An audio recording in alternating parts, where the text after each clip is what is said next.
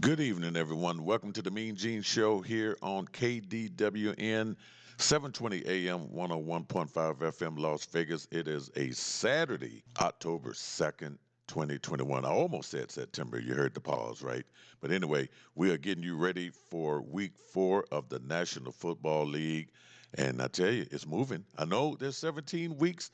Just when you think it's going to be a long season, and then next thing you know, you're at week 8, week 9, week 10, and believe me, folks, it's going to go by, even though I believe the last week of the season is going to be the weekend of January 9th, I believe, and then we jump into the wild cards and all of that stuff. But hey, don't blink because it will definitely be here before you know it. The Mean Gene Show is brought to you by Presidential Limousine by Captain. It's the official limousine service of the Mean Gene Show. I always tell you, there's no way you could come to Las Vegas and not ride in a presidential limousine by Captain. You've probably seen their limousines all over the place. And when you get off the airplane at McCarran Airport, you see people, going out to the public transportation. But when you got someone, you got a limo driver waiting there, have your name on a little iPad or notepad or whatever, and they grab your bags, they take you to the limo, and guess what? They have champagne waiting for you. Of course, if you need some other beverages, they can get you to the place to pick those items up as well. Take you to your hotel, wherever you want to go in Las Vegas. But call them. Call them at 702-438-5466, or you can text them 702-410-6057. And the show is also brought to you by the Westgate Las Vegas Resort and Casino. Now, I've been talking about this show. It's called The Soul of Motown. And believe me, you got to check it out. It's a high energy concert style musical tribute celebrating the Motown legends. And just imagine sitting there listening to all your favorites, Temptations, Smokey Robinson songs. These guys are going to put on a hell of a show. It's a must-see show during your Las Vegas vacation getaway. For reservations, call 888-796-3564. And there's a treat coming up in the next couple of weeks. I will have the soul of Motown on the Mean Gene Show. We are going to interview them and talk to them and just learn some things about them. But don't wait for that interview. Go see the show right now. Okay, so as I said, week 4 got underway Thursday night, as it always does, and it was a matchup that we really didn't think was going to be interesting. It was the Cincinnati Bengals and the Jacksonville Jaguars. And then I had to correct myself when I was talking with some folks because the Cincinnati Bengals are actually in first place in the AFC North. And the Jacksonville Jaguars, young team, still looking for their first win of the season, and they didn't get it on Thursday. They lose 27-24 to the Bengals, but guess what? This game was more interesting than I thought it would be. I'm serious. I did not expect it to be the way it got down to a field goal by McPherson for Cincinnati, 35-yard field goal, dead center, won the game, and with about 4 ticks left on the clock. I mean, amazing. I mean, it really got down to the end. So, and let's look at some of the numbers from that game. Joe Burrow doing Joe Burrow-like stuff. Just I cannot say enough about this kid. He endured that horrible injury last year, came back. Now look at him. He's balling out here. He had a 132.8 quarterback rating. And you want to know how he got it? He was 25 of 32, 348 yards, 2 touchdowns. A very well-managed game by Zach Taylor and the Cincinnati Bengals. Let's see. Over on Jacksonville's side now, they're 0-4. But if any game that looked so close, I mean, they came out and just took charge of that game right away. Robinson rushed for 78 yards. He had 2 touchdowns in that game. Had a long burst there of 20 yards. That was his longest run of the game that night. Trevor Lawrence. I mean, no interceptions. 17 to 24, 204 yards. No touchdowns either. But man, it's just and the Bengals defense held them on some critical moments there. But I guess if you look at the tail of the tape, to still boxing analogy, I mean the game was very, very even. 21 first downs. Both teams had 21 first downs. Cincinnati had more yards, 420, but Jacksonville total yards was 341. I mean, everything was so even. I guess it was just the one turnover in the game that I guess, you could say that decided, even the time of possession, it was so even, and that's why that score, that's why, and like I said, it was 21-21 there for a minute, and then the final score was 24-21. Not what I had given you, but it was 24-21 because the game it was just tied. It was tied right there. I mean, it was just so evenly, and somebody had to lose the game, and unfortunately, it was the Jacksonville Jaguars, and the Cincinnati Bengals improved to 3-1 on the season and remained first place in the AFC North. How about it? How about these surprising teams this year?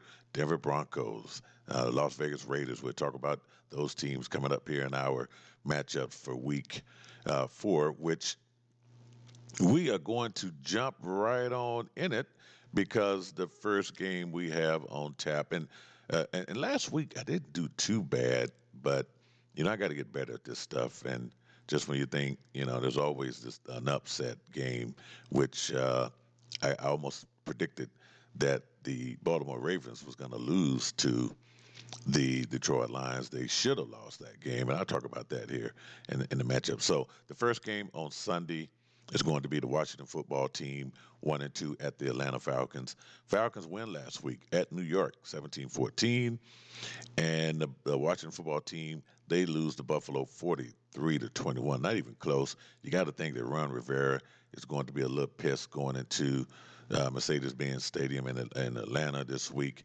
And I actually have the Washington football team getting the win over the Atlanta Falcons. And the Falcons is just one of those scary teams. But, it's, Matt Ryan, he had a good outing last week, 243 yards, 2 touchdowns, had a nice quarterback rating of 111.2. But can they do it 2 games in a row? And they're going to be at home. So it's nothing like getting a road win, then knowing that you're going home. But I think the Washington football team is definitely better than that whipping they took at the expense of the Buffalo Bills.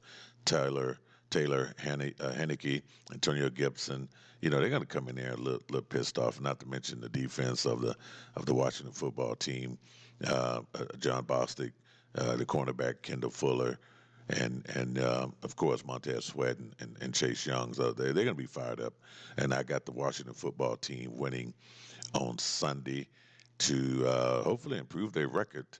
And let's see. I'm trying to see where we at here on the records. Yeah, hopefully get back to 500. If they win, they'll be 2-2. All right, the next game I have the Houston Texans 1-2 at the Buffalo Bills. Not a good game for the Texans. I just don't think they're going to go cross country. The Bills are at home. You see what they did to Washington last week. You get them at home there, and they're a different team at Highmark Stadium in Buffalo. So I tell you what, I got the Buffalo Bills winning this game, and Davis Mills is still your quarterback, the rookie quarterback for the Houston Texans. He's filling in for Tyrod Taylor, who's going to be out. And, of course, now the latest word I have on Deshaun Watson is and it's a very interesting thing with Deshaun Watson and what's going on with the Texans because I haven't seen anything like it. Of course, he has his legal things that are going on, but he hasn't been suspended. He's not on the commissioner's exempt list. So he's just out there, and as far as I know, he's getting his money because, he signed a huge contract. So, I mean, he's in a good position financially, maybe not socially or morally, but anyway, the Houston Texans decided to soften the tone on what they would want in a trade for Deshaun Watson. So who knows? And I still think, and according to the media in Houston, it seems like Deshaun Watson could end up with the Miami Dolphins. As you know, Tua Tagovailoa was actually injured, and it's just looking like. And I know Jacoby Brissett is a decent quarterback, but I think the Miami Dolphins have their eyes on Deshaun Watson no matter what they say. I think that could happen. But anyway, The Buffalo Bills will win this game. They will improve to 3-1 coming out of this matchup with the Texans on Sunday. The next game we have the Detroit Lions 0-3 at the Chicago Bears 1-2. Now, you know what? Here, I told you, I told you, I told you, I told you, I told you that the Chicago Bears was going to have some distractions, not necessarily related to on the field. They have purchased 300 and something acres of land in the suburban area of Chicago called Arlington Park, Arlington Heights, that area over there, and they are going to build a stadium there and move from the city of Chicago. They would not be at Soldier Field. This is going to happen, in the next few years. And it's really bad news for the city of Chicago, the mayor of Chicago. The Bears have been there forever. And that stadium, I've been to Soldier Field a couple of times, and it's just not a stadium, a state of the art stadium like you see. You when you look at a Allegiant Stadium in Vegas, and then you look at SoFi, you look at all the new stadiums that has been constructed over the last few years. They got state of the art everything. The Bears Soldier Field does not have that, and they are going to move, even though they would be breaking a lease that doesn't expire, I think, to 2033. They'll pay whatever needs to be paid to get out of that lease. I think they've already paid it, and they're going to go. So I don't think there's anything the city of Chicago can do to stop them from moving. But anyway, looking at this game, so we saw how bad the Chicago Bears looked last week, and don't really want to knock Justin Fields so much because the kid is a rookie, one that I totally disagree that shouldn't be out there. I think, and me and Dustin Pfeiffer talked about this last week. I just really think that I really thought that this kid should have been sitting on the bench a little bit longer, especially when you have Nick Foles as your third quarterback on that team. And even though Andy Dalton's hurt, but he really looked bad last week, and Matt Nagy took the brunt of the critics from last week. So, and the Detroit Lions, hey, if you would have told me Justin Tucker was going to kick a 66-yard field goal at the end of the game to beat the Detroit Lions, there's no way. As a matter of fact, if you saw the field goal, he hit the crossbar and it went over into the end zone, and that was it. It went over, and hey, they win 19-17. And Dan Campbell, man, you saw his face after that kick went over. It's like, man, what do you have to do to get a win in the National Football League? But you know what? Oh man, I got the Bears winning. I just think Matt Nagy and these guys are going to put together a much better game plan. So I got the Bears winning the game on Sunday. All right, the next game we have is going to be the Carolina Panthers at the Dallas Cowboys. The Panthers, surprisingly, man, I wish I had Dustin on talk about this team. 3-0. They will be at Dallas 2-1. Dallas coming in off a short week, but it probably won't matter because they beat the Philadelphia Eagles so bad on Monday night, 41-21, that they were in practice mode easily by the second half of that game. So they would be ready for the Panthers. Can't take nothing from the Panthers. They haven't played since Thursday night, so they had more time to get ready for this game with the Cowboys. And the Dallas Cowboys are going to win. I think they are really finding their groove now. The defense is looking good. Dak is looking good. Ezekiel Elliott came out and put in a better effort than what Cowboys fans have seen over the last couple of weeks. Dallas Cowboys win this game to improve to 3-1. All right, the next game we have the Indianapolis Colts 0-3 at the Miami Dolphins 1-2. So, I tell you, the Colts, oh my goodness, Carson Wentz, they have a talented team, and and so do the Dolphins. Both teams coming off losses. The Miami Dolphins played the Las Vegas Raiders way closer than any of us expected. As a matter of fact, that game went in overtime. It almost ended in a tie, but Carson kicked the field goal for the Raiders and got the win there in overtime, 31-28. So the Dolphins dropped, and then Tennessee beat the Colts in an AFC South matchup.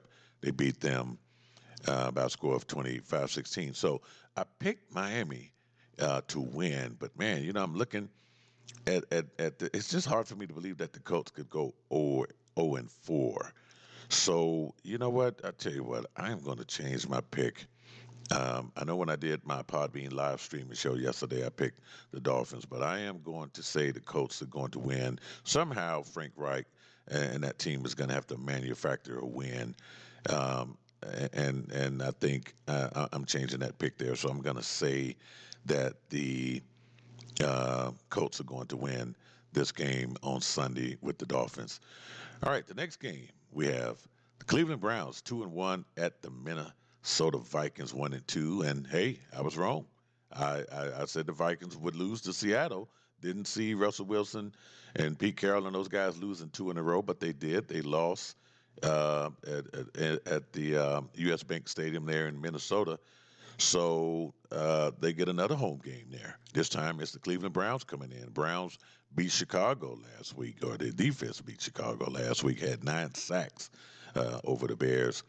So Cleveland comes to town, and Minnesota, man, I tell you, and this is because I said Minnesota just got too much talent there not to be winning games, and they proved me wrong. They got the win, so Mike Zimmer is not in the hot seat anymore. We can take him out of that hot seat because man, I had started the flames of burning, and we were looking for him to put him in that seat, but they squeak out a win. They get the win, and guess what?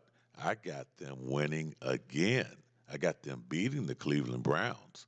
Browns. I mean, Browns is a good team. Baker Mayfield, everything looks good.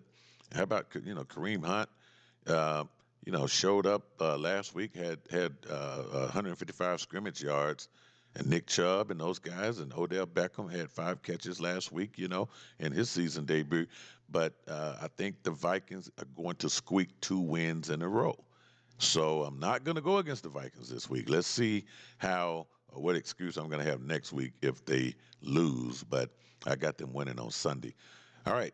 Next game we have is the New York Giants 0-3 at the New Orleans Saints 2-1. So I guess I can say this, for a team that has not won a game, they are the best.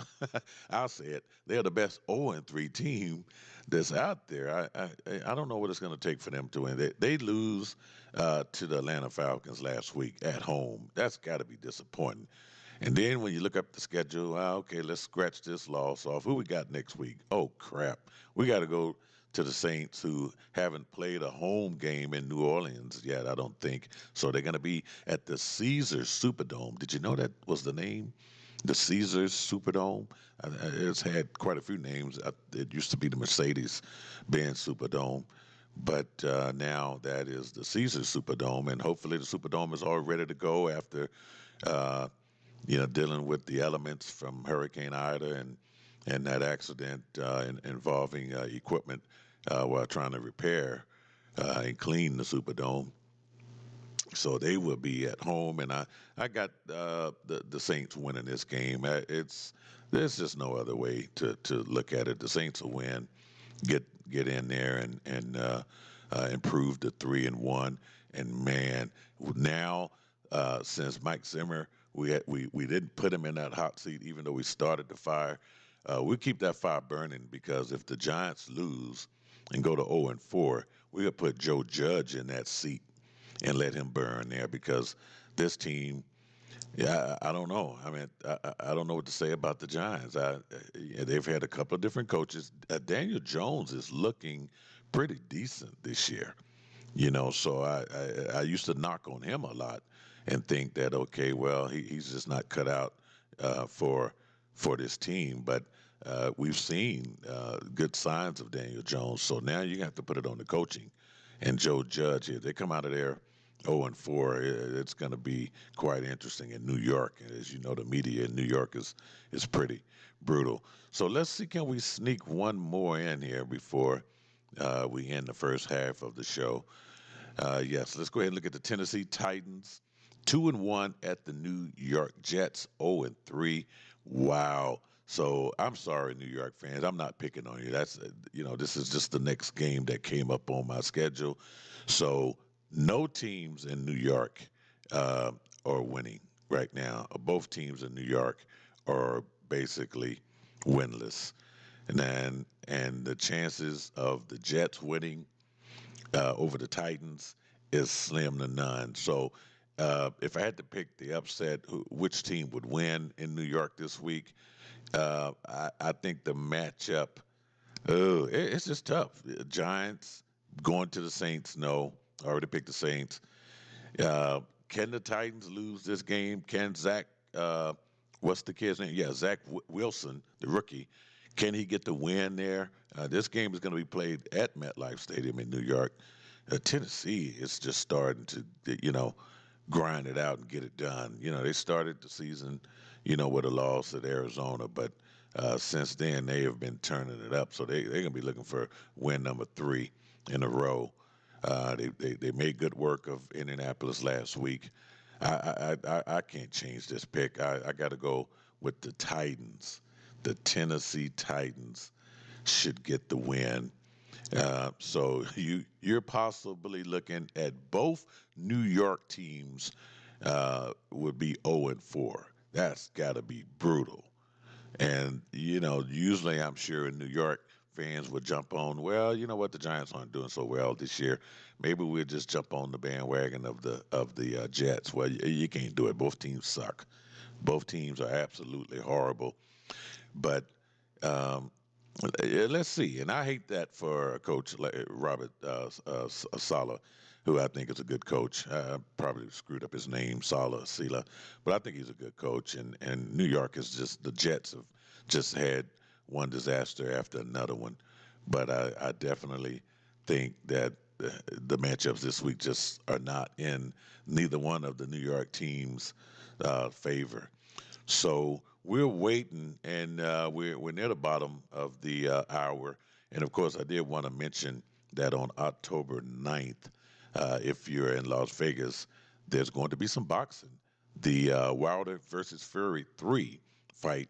Now, this fight was originally scheduled for July 24th, and it was postponed there, and now it's back on. So it's going to take place next Saturday.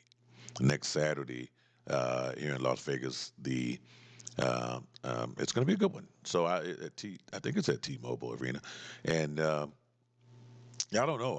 I can't really pick a winner. Maybe next week I will, but the heavyweight division in boxing is just not what it used to be. For all you old schoolers out there, know what I'm talking about. But this is probably as best as it's going to get. Uh, in the heavyweight division. So we'll see Fury, who doesn't look like your typical boxer, but indeed he is. And Wilder is trying to get it together. So I think I'm going to be at that fight. So it's going to be interesting. Um, but I'm looking forward to it. So, all right. What we're going to do now, we are going to take a break, folks. When we come back, we're going to complete our NFL Week 4 countdown and analysis here on the Mean Gene Show, KDWN, 720 AM, 101.5 FM, Las Vegas.